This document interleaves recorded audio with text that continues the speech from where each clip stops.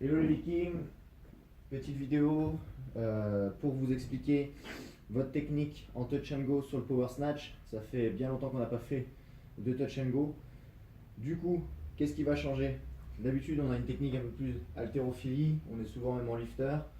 On va être sur médio-pied et avoir une grosse tension sur l'avant aussi pour bien finir ici pointe.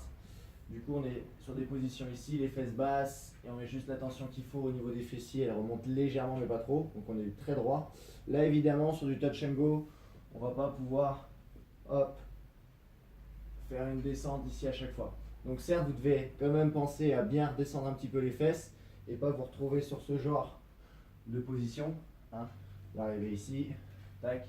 Pensez à redescendre un petit peu les fesses quand même pour garder du quadri dans le mouvement, mais vous allez être beaucoup plus talon que d'habitude. Vous allez être en metcon souvent, même si là sur ce metcon là vous pouvez utiliser le lifter, mais essayez de prendre l'habitude de vous mettre en metcon aussi dès qu'il y a du crossfit.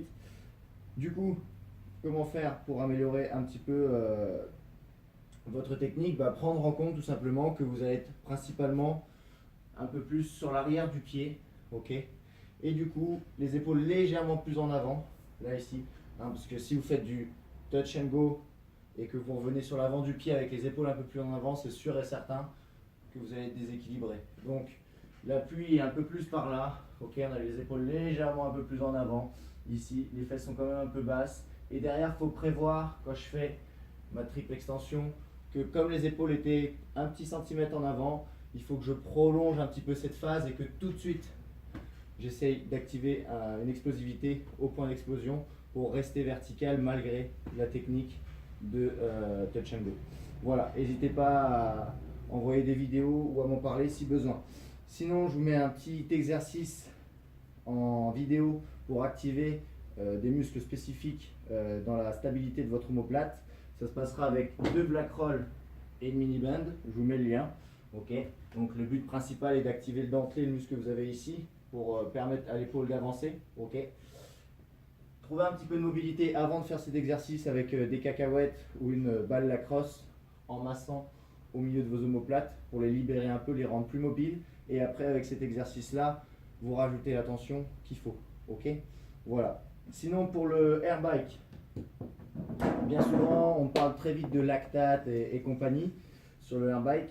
Alors certes, c'est sûr et certain que le lactate fait partie du jeu, mais pensez aussi à vous échauffer un peu plus parce que le air bike va vraiment mettre une grosse tension, un gros temps sous tension au niveau du quadri, et plus que le lactate en fait, c'est surtout vos aponevroses, tout ça en fait qui vont compresser un petit peu le muscle et vous avez l'effet un petit peu de congestion. Voilà.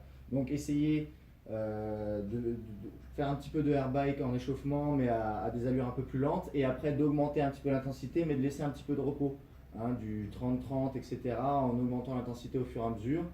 Petite sudation, et là vous pouvez commencer votre 10 fois 45 secondes de air bike. Ok.